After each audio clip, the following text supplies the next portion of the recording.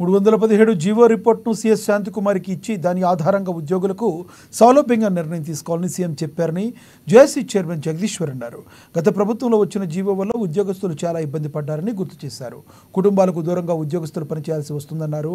2-3 నెలలకు ఒకసారి ఉద్యోగ సంఘాలతో ప్రభుత్వం చర్చలు జరపాలని కోరినట్లు వారు జగదీశ్వర్ తెలిపారు.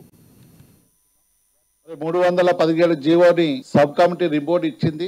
ఆ రిపోర్టు చీఫ్ సెక్రటరీ గారికి ఇచ్చి దానిలో ఉన్న లోటుపాటు చూసుకుంటూ మీ సంఘ బాధ్యులందరూ కూర్చుని మాట్లాడి చర్చించిన తర్వాతనే దాన్ని మన మంత్రిమండలి కమిటీలో అప్రూవ్ చేసుకుందామన్న సందర్భాన్ని ముఖ్యమంత్రి గారికి కృతజ్ఞతలు తెలియజేస్తున్నాం. గతంలో 317 జీవో వచ్చే ముందు మా జేఏసీ అప్పుడు ఉమ్మడి 10 జిల్లాల్లో ఒక జోన్గా ఏర్పాటు చేయాలని 5-6 జోన్లలో 2 మల్టీ జోన్లు చేయాలని ప్రపోజల్ ఒకటి పెట్టినాం.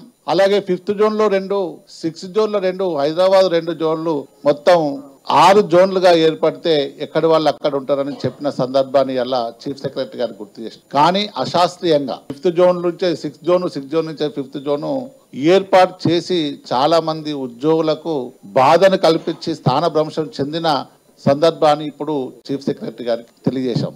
మరి అప్పుడు ఎందుకో తెలియదు.